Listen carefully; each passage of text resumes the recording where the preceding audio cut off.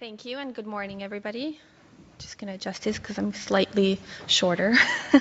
So I'm Roxana Andronaki. I am a program advisor with Union Gas, and I am the lead on our Commercial Savings by Design program. So I work quite extensively with SVC in delivering the program. And for the second year in a row, we're very excited to be sponsoring this event. And as Larry said, I am here to introduce Vivian Manasc. So Vivian Manasc leads Manasc Isaac, a 60-person international architectural and engineering studio.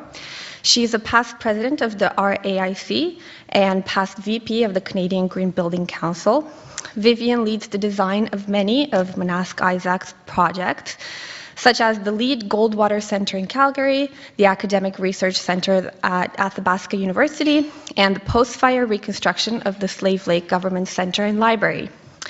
Vivian has been recognized nationally as a green building champion. She is a member of the National Capital Commission Advisory Committee on Design, chair of the Board of Governors of Athabasca University, and a 2017 recipient of the Alberta Order of Excellence. She studied architecture at McGill and completed an MBA at the University of Alberta. So with that, please help me welcome Vivian.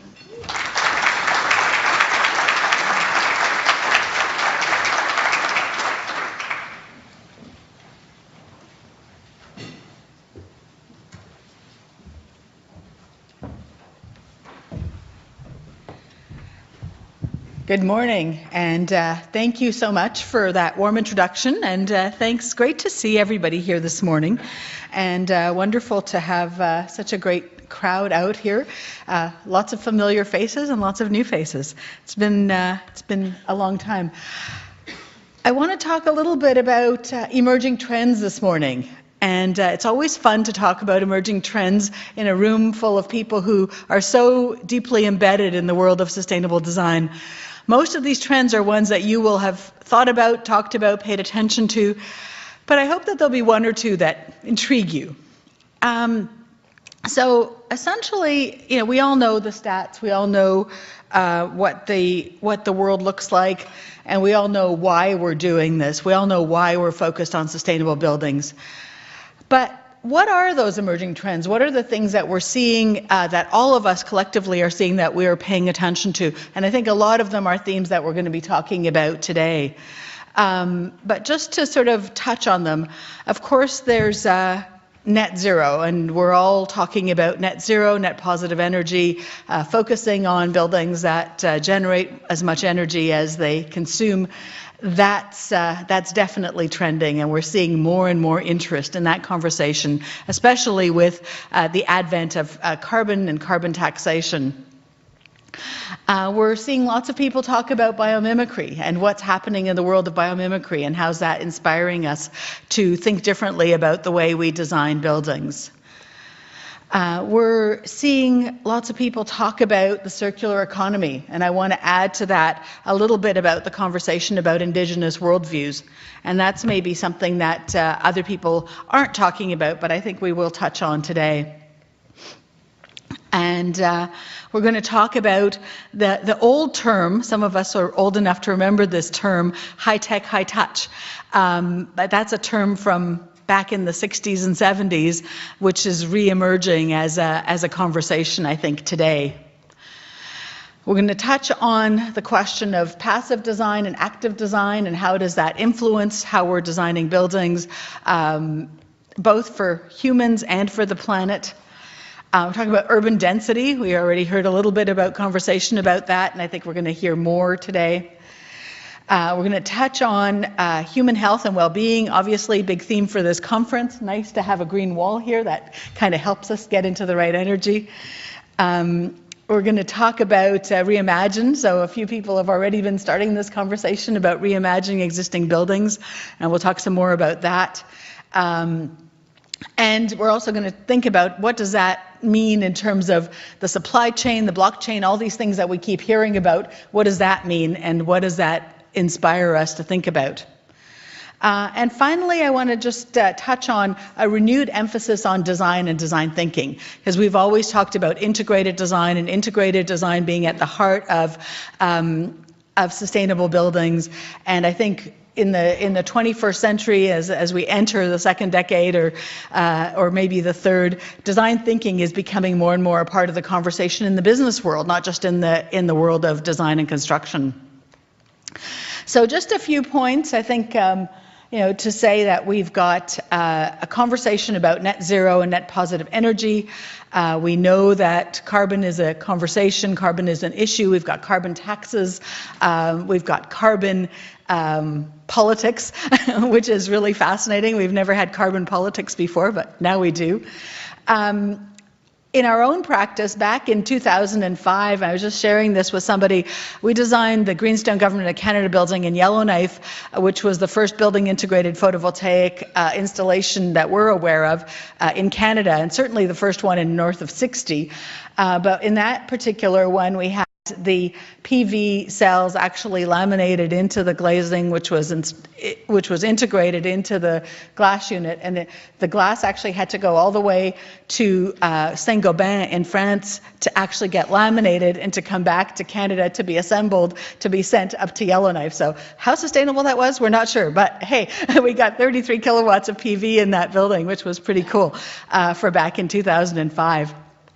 We more recently, and like I say, I'm sort of jumping here because there's so many topics to touch on, but integrating PV and moving towards net zero buildings as we drive energy use down, we're able to meet it more readily. This is the Mosaic Centre in Edmonton, which we completed in 2015. It has about 213 kilowatts of PV, both on the roof and in the cladding. So at that time, so that was back in 13-14, in order to get that much PV on a building, you had to get it onto the roof and onto the cladding. But now we've got under construction in Red Deer, so in central Alberta, a student residence for Red Deer College, which actually has got PV just on the cladding. The roofing industry has decided they don't really like us putting PV on the roof, so we're kind of steering away from that. That's a whole nother conversation. And we're getting up to 165 kilowatts of PV just on the cladding. So this is the world that's changing, and we're getting closer and closer to being able to achieve net zero on each of these buildings. And I think this is very much what the trend is that we're seeing, is that integrating energy generation is becoming possible because we're able to drive energy use down low enough. So on the topic of biomimicry, we're seeing a lot more people look at biological strategies at every level, right? And many of you have been paying attention to these things, whether it's stormwater control, whether we integrate art, design, and nature on a roof, on a wall, in a walkway. Those are all strategies that are happening more and more. And there's actually a really neat website called Ask Nature, which is coming out of the Biomimicry Institute, which I would refer you to. Because they've got a really neat little interface where it says, if you want to drain a building, ask nature. How would nature create a drainage channel, right? And so it's got this really neat conversational style that we really appreciate, and it really helps to inspire design thinking. Actually, another sort of strategy that's been happening very recently is people talking about the building envelope, the building skin, and this will come up more and more in our conversations. This particular image is from a lab at Penn State by Jenny Sabin, and she's a multidisciplinary architectural professor, but working on looking at building skins that are responsive, right? And this is sort of the big emerging trend on building skins with materials that are neutral, net zero, and building skins that are responsive to the environment. On a more micro scale, in that kind of experimentation in our own studio, we are just completed recently a little project called Spectra YEG, which is, you can Google it if you're curious, but it's a little art installation project where our team in our office designed a building, an element that's responsive. So it makes sounds as you walk by, it has smells, so it changes its personality and its color. And so I think that's where, the the research is going, is to take us into a space where building skins and interiors, but mostly skins, are really starting to become more responsive. Obviously, everybody's been hearing about glass that changes performance, about glazing framing systems that are neutral. Lots of neat things happening in the envelopes. The circular economy. So this again is a topic that's been around, I think, since all of us who've been in the green buildings world started.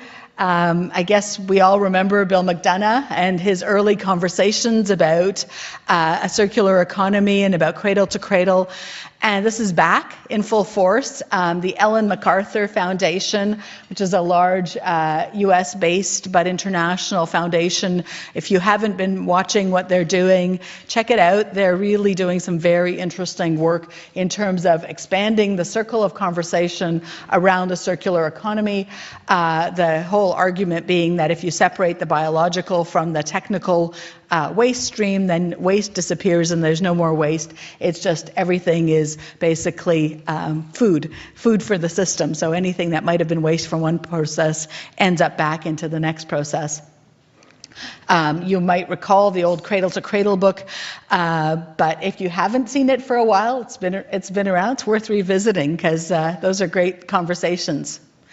The other piece that a lot of people aren't talking about is the influence of our Indigenous communities, and it's been, a bit of a maybe story that hasn't been connected to the green buildings world, and I'd invite you to consider it. It was really neat this morning. I actually went out for a walk in front of City Hall, and there was a sunrise ceremony taking place, and there's a whole conversation happening around Indian residential schools and the reconstruction of relationship. But the reconstruction of relationship isn't just about what happened to people in a very short period of time. It's about what happened much longer ago, and about an understanding of how we live lightly on this earth and how we live in concert with the natural world. And certainly how we work together in community. Our own practice, and these are images from some of our recent projects, our own practice is really focused on creative collaboration with First Nations communities, and has been since actually long before we even got involved with sustainable buildings. In fact, our early work in sustainable buildings was informed by the integrated design process that we developed working with First Nations.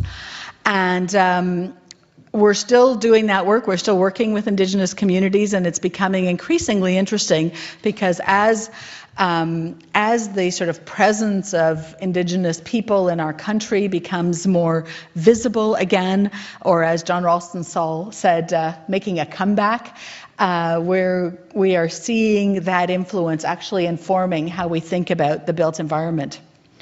Another wonderful book that I would refer you to if you haven't run across it is a remarkable American writer named Robin Wall Kimmerer, and she talks about, well, her book is called Braiding Sweetgrass. She's written a number of other books. She's actually an academic botanist, so a PhD botanist, a professor at the University of SUNY in New York, and also an Indigenous person who writes in the most poetic way about the connection between science and Indigenous worldviews.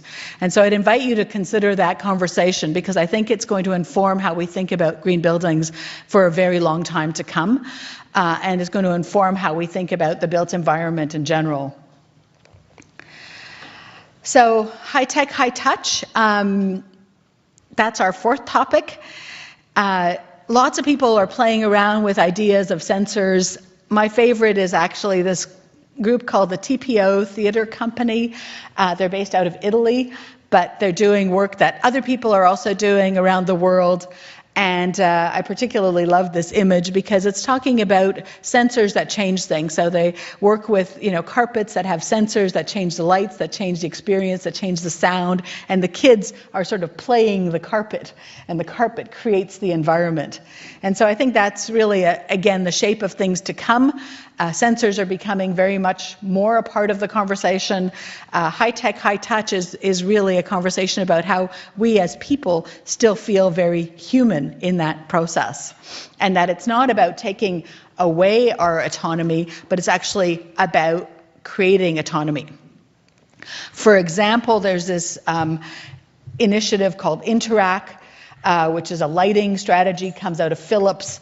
Lots of the big manufacturing interests are playing in this space, doing some very interesting work, but Interact happens to be an example that caught my eye, and it's really around integrating sensors into the built environment, not so that the lights go on and off at will, how they used to back in the day, but actually so that we as individual occupants of a building have far better control with our wonderful devices, right? These wonderful devices are starting to change the conversation so that we can actually turn the lights on and off above our little desk without disturbing the rest of the community. That starts to change the game.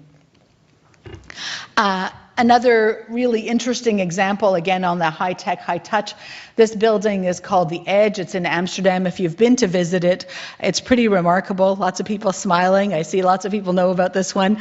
It was designed by PLP architects out of London.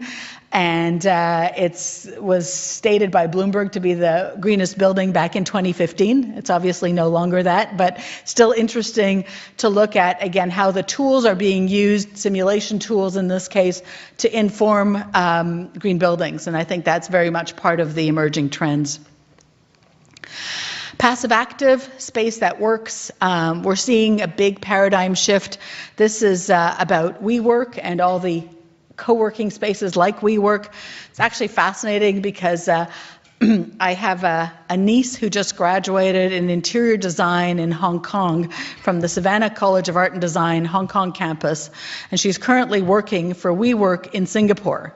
So go figure, a young woman from Montreal who's working for WeWork in Singapore doing interior design at the highest levels, and she's working on projects right now that are in Jakarta and in Seoul.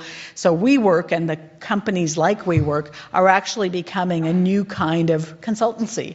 They're actually offering design, build, own, operate kind of models in a space that nobody imagined that was happening. So that is shifting the design conversation, shifting the way that we use space conversation, and it's shifting the who does the design work and who does the construction work. So it changes the entire paradigm of our industry. Other aspects of active and passive are a lot more focus on co-working spaces, creative collaboration spaces, and spaces where people are doing creative work together. This is a space that we designed in Edmonton.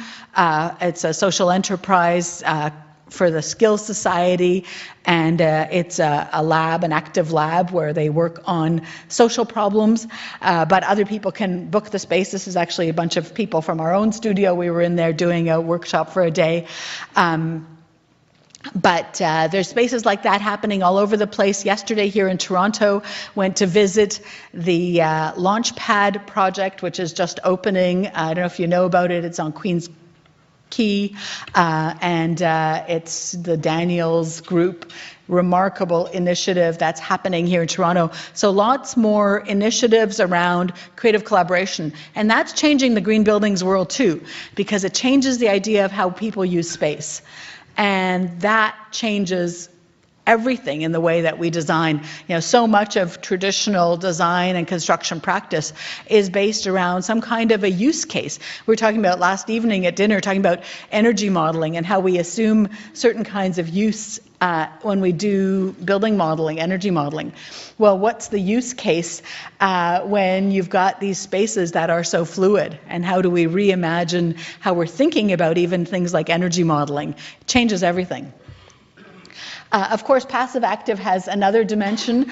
I used to love these things. We call these low energy vertical circulation devices.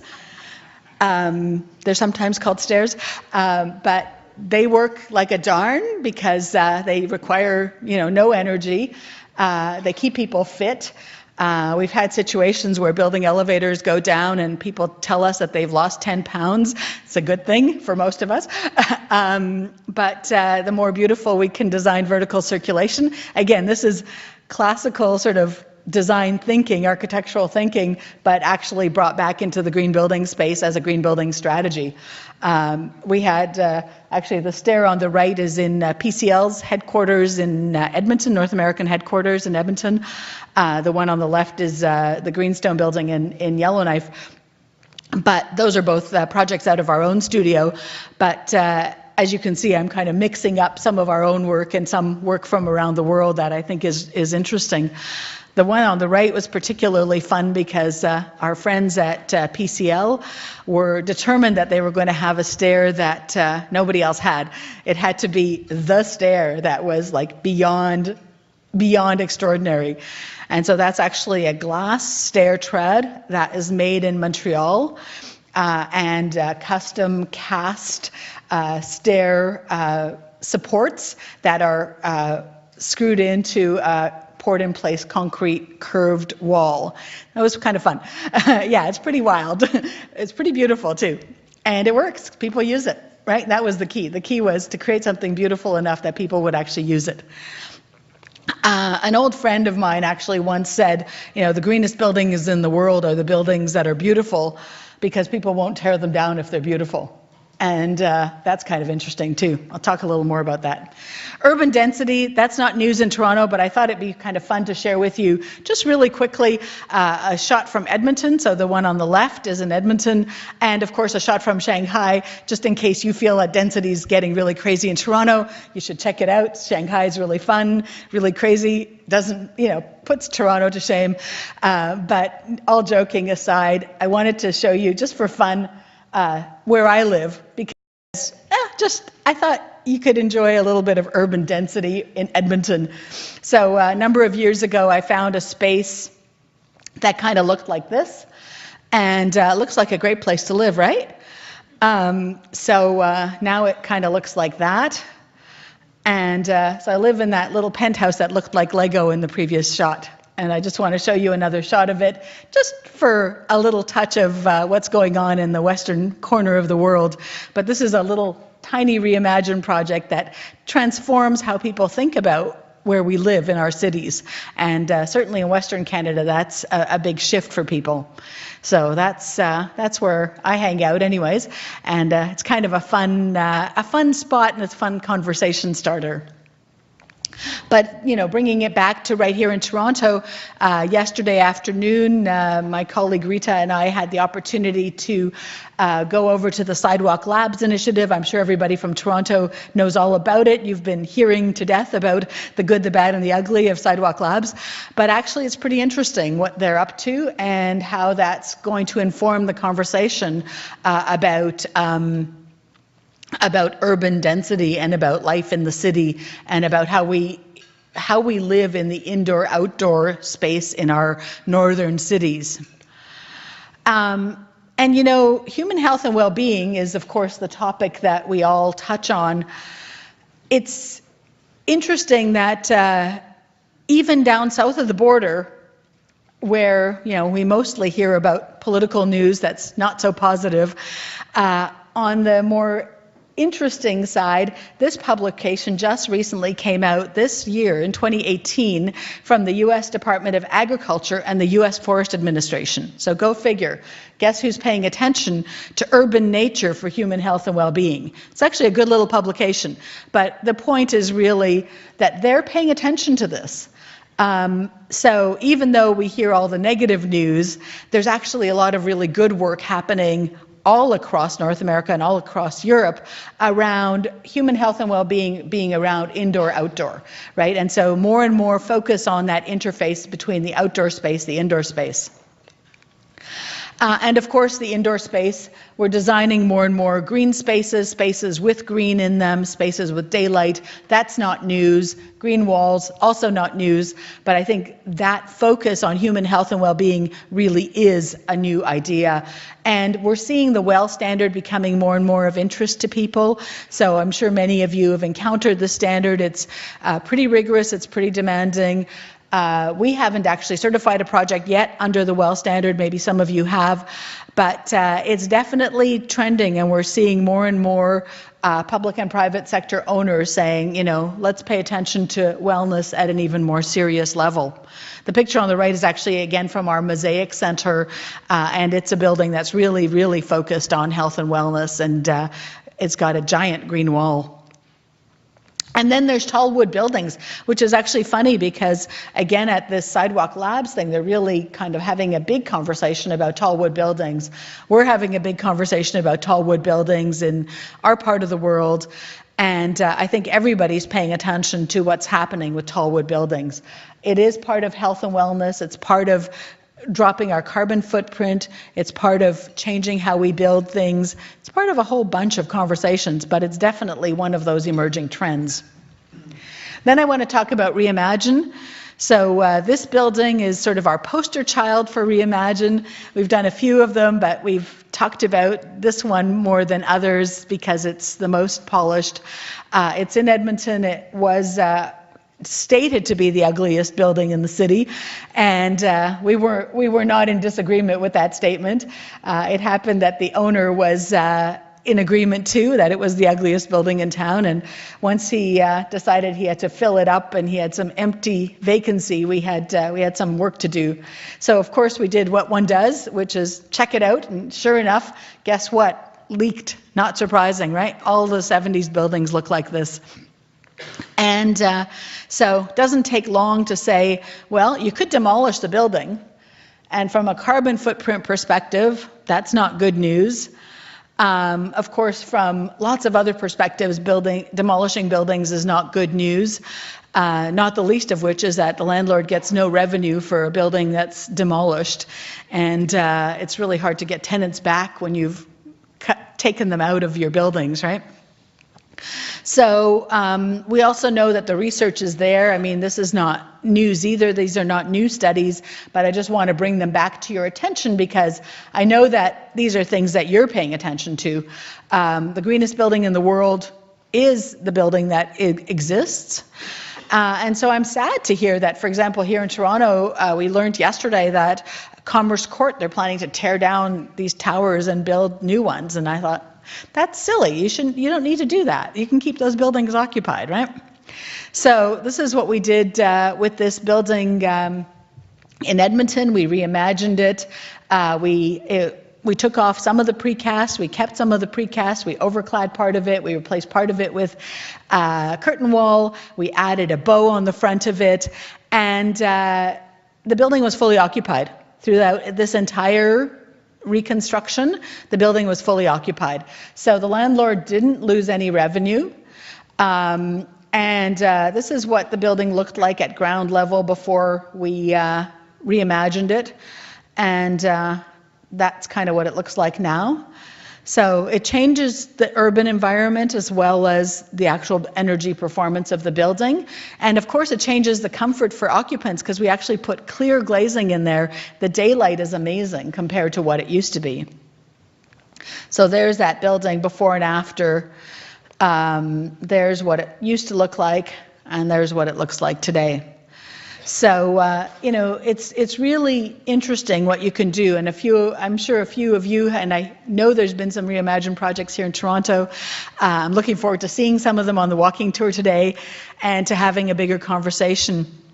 In fact, we started a magazine called Reimagine, which my colleague Rita has a few copies of. So if you'd like a copy, let her know. But you have to give her your business card as well, because we'll add you to the mailing list next time we do them about once a year. And what we're doing with the Reimagine magazine is actually curating a conversation about reimagining buildings all over the world. So we're basically collecting what we think are the most interesting examples and publishing them in our magazine to share with our community so that people can kind of feel more confident that reimagining existing buildings is possible.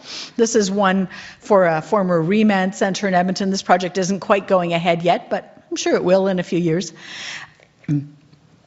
The supply chain. Talk really briefly about that because I know we're down to just a few more minutes, but I want to talk about the supply chain, because the supply chain changes in the circular economy. How do we work together as builders, as designers, as suppliers, as manufacturers?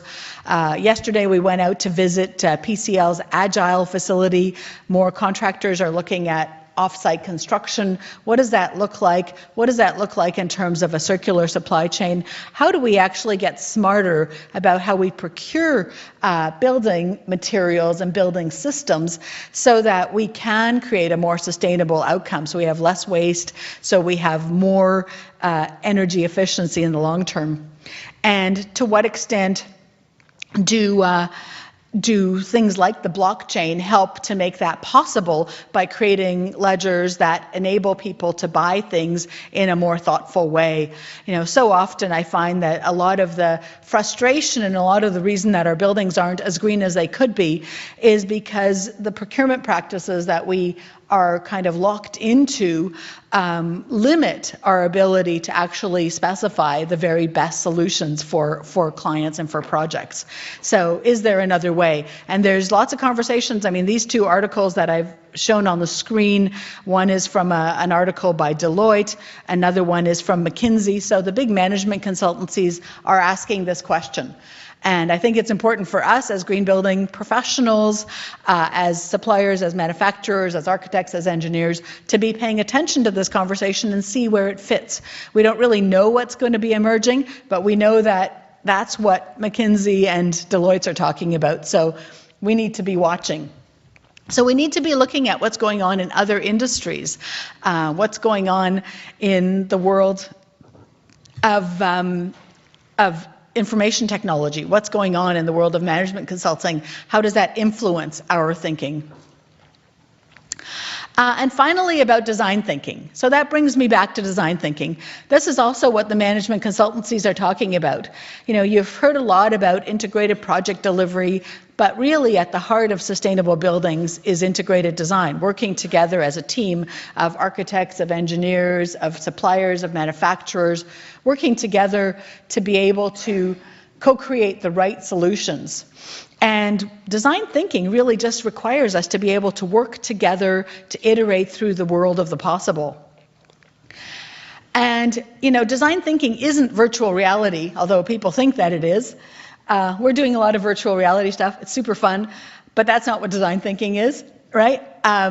Design thinking is really about getting in the room together and doing the messy work of cross-pollinating and testing ideas.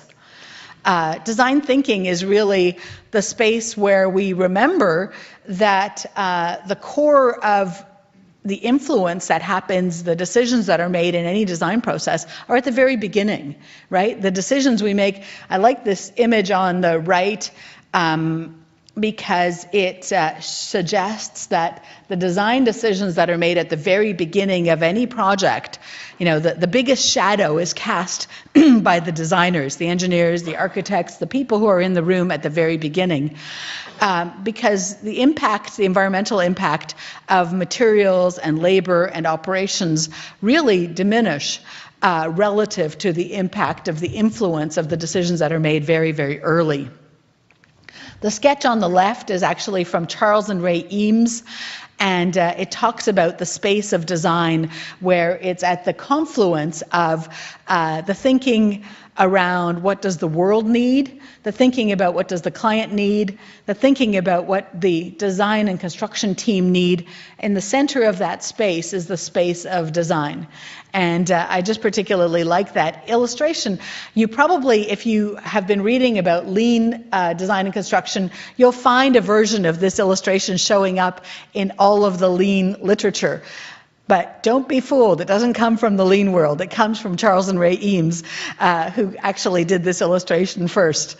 So it's just important to remind ourselves that design thinking is being talked about at the highest levels in the corporate boardrooms of the world.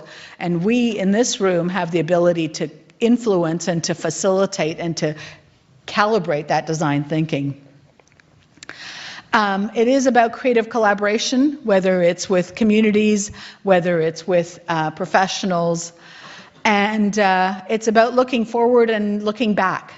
So I want to just say, some of us were talking last evening at dinner about, that we've been working in this green building space for maybe it's 15 years, maybe it's 20 years, maybe it's longer. I'm going to go back 45 years and say, back in 1973 was the time of the first energy crisis. I think that was a bit of a call to action for a lot of people. And I think we've all been trying to solve the question of how do we design buildings sustainably since then. Obviously, climate change is a more recent framing of that, but we need to be paying attention to how we work together. And at the heart of all of this work that we've been doing is really about being more skillful in collaborating and co-creating good ideas by bringing our best selves into the room and facilitating those really brilliant conversations. So with that, that's our emerging trends, all 10 of them. So test at the end. Here you go. Do you remember? Net zero, right? What did we say next? Biomimicry, right? And what was the next one? Anybody remember? Yep, circular economy. There you go. The high-tech, high-touch, right? These are our trends. Passive design and active design. Urban density, very much a huge emerging trend, something we're all paying attention to all over the world. Human health and well-being, certainly, last time we checked, there wasn't another planet, so we got to look after this one too. Some of us have grandchildren, we got to pay attention to those, create a world for them. Reimagining existing buildings, I think, is at the heart of the future. I think that's a really, really important conversation. And as I said, there's a magazine back there. If you'd like a copy, talk to Rita. And design thinking is really where we end. So with that, oh, okay, this thing just wants to keep going, doesn't it? Okay, the technology has decided that, there we go, questions, there we go. So that's it. That's the end of the trends, and I don't know if there's time for questions. If there is, great. If not, we'll move on to the next element. Take a seat. We'll take a couple of questions. Okay, I'm going to go against the agenda since our keynote speaker is here. Do we have a couple of questions? Can I ask you to stand up and go to the microphone? I'll take 2 questions.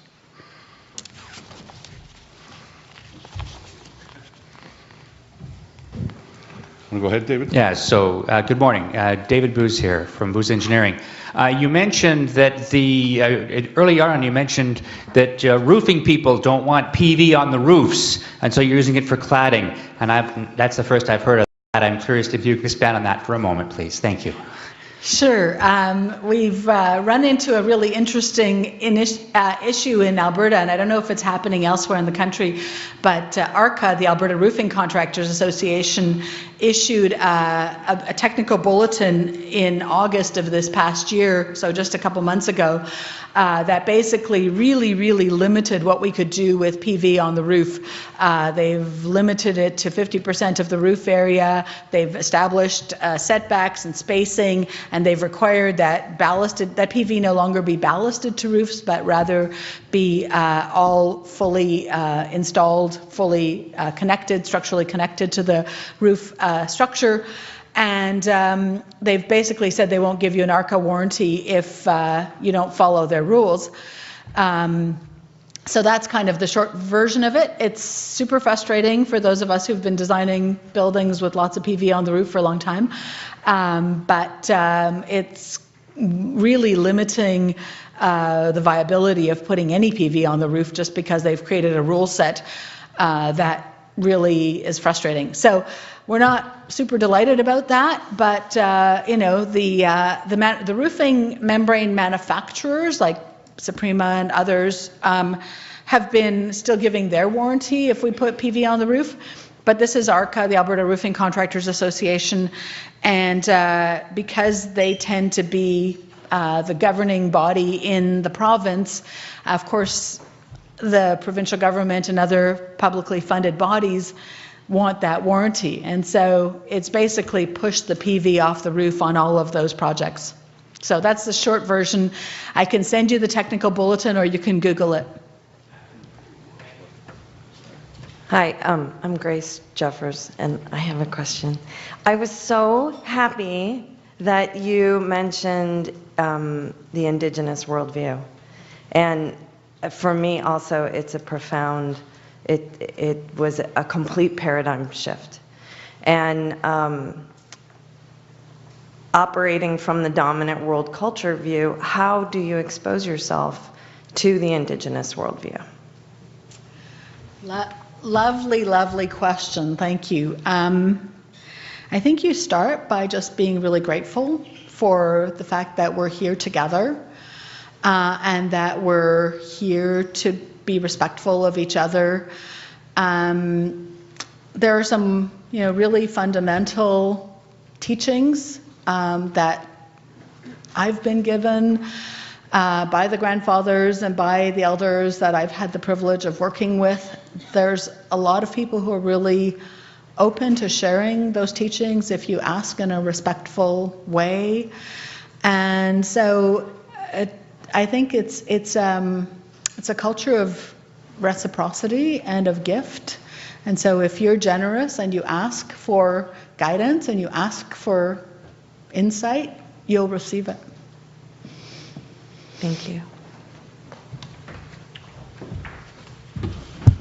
Vivian, thank you so much for those insightful comments. I'm going to take the liberty and ask a quick question as well. Here at SBC, we really work to include students in today's day. We do that through our bursary program. We have introduced a recent mentorship internship program and our volunteer opportunities. So my question to you is, in your top 10 trends, where are the jobs in the next 5 years for our young people? Absolutely. No, that's a great question. That's a super important question. Thanks. We are a teaching office, so we are always looking to add to our team. I think the jobs are definitely in architecture, in design, in engineering, in integration, in systems thinking, in collaboration. I think the jobs are also in areas where young people are comfortable being cross-disciplinary. So I think there's lots and lots of opportunity in our world. There's also lots of opportunity in very technical spaces. So, I love having young people come into our office who are really fascinated with building technology and how we make things. I love having young people in our office who are fascinated with culture and with spirit and with a space of graciousness that brings delight into our world. So I think there's tons of opportunity for jobs. I think the green buildings world and the world of making buildings is not going away anytime soon. And with all the artificial intelligence in the world, we're not going to replace the human imagination. So creative, collaborative, those are my messages.